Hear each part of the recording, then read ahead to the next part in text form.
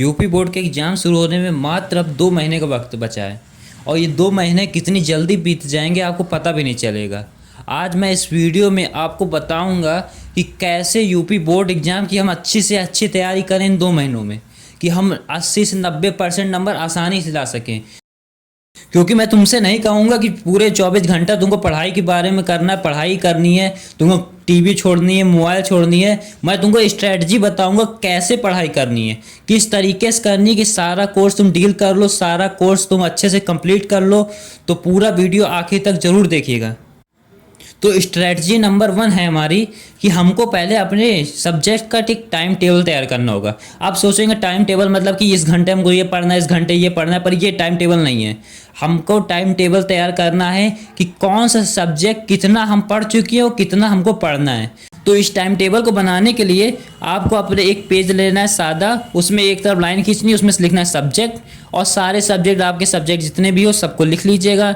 दूसरी तरफ लिखिए, दूसरी तरफ कितने चैप्टर है उसके सारे चैप्टर लिख लीजिए, और तीसरी तरफ आप एक लाइन खींचिए, उसमें तीसरे तरफ लिखिए कितने चैप्टर हमको आते हैं, जिसको हमने पढ़ा है या थोड़े थोड़े आते हैं। ये सब बोलो क्लियर उसमें लिख लीजिए पेज में।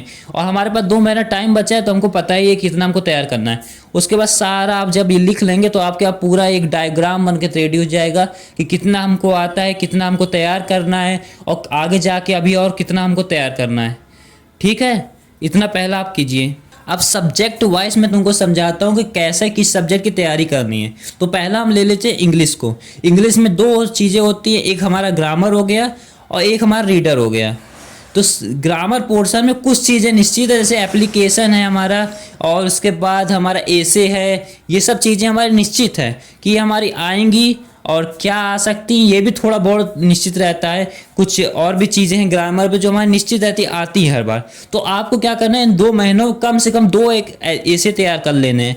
2 ऐसे तैयार कर लीजिए, जैसे ही आप पेपर देने जाएंगे बिल्कुल अच्छे से कंप्लीट याद होना चाहिए, एक एक स्पेलिंग एक एक मीनिंग अच्छे से क्लियर बिल्कुल, ताकि बाद में आ जाके गड़बड़ ना करें।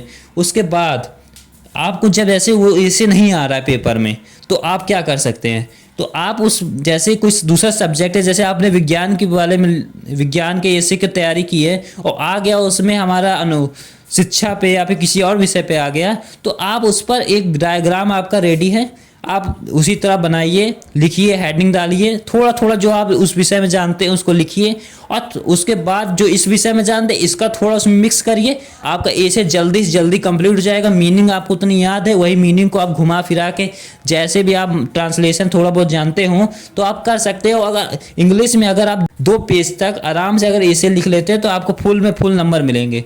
अच्छी राइटिंग में हो तो बिल्कुल मिलेंगे। उसके बाद हो गया एप्लीकेशन का। तो एप्लीकेशन ऐसी चीज़ है कि 3 ठो होती है ज़्यादा, एक छुट्टी की हो गई, एक फीस माफ़ी की हो गई, इसी तरह 2-3 ठो है। इसको रेडी कर लीजिए, 1 या 2 इनमें से रेडी कर लीजिए, वही आएगी वही आप लिख देंगे।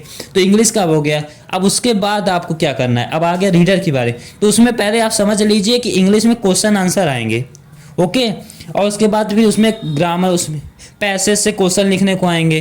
तो जो पैसेज से क्वेश्चन लिखने वाले हैं उसको तो आप देख के कर सकते हैं। अगर आपने स्टोरी पढ़ी हो तो आपको क्या करना है, अपना मोबाइल लेना है, उसमें जाके अपना चैप्टर सर्च करना है, चैप्टर का पूरा हिंदी में अनुवाद, पूरा ट्रांसलेशन स्टोरी की तरह सुन लो।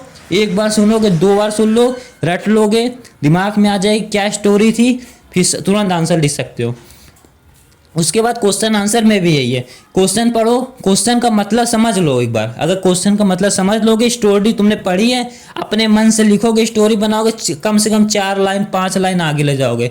उसके बाद 4 लाइन 5 लाइन 2-4 लाइन अगर और आ रहा है और लिख दोगे। शॉर्ट में 2-4 लाइन हो गई। लॉन्ग में तुमको 1 पेज बनाना है तो लॉन्ग में बनाने का तरीका सुन लो।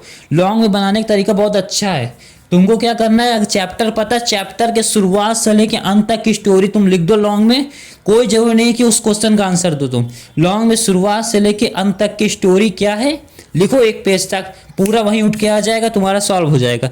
ठीक है, तो इंग्लिश का तुम्हारा प्रॉब्लम सॉल्व हो गई। अब उसके बाद नंबर 2 सुनो।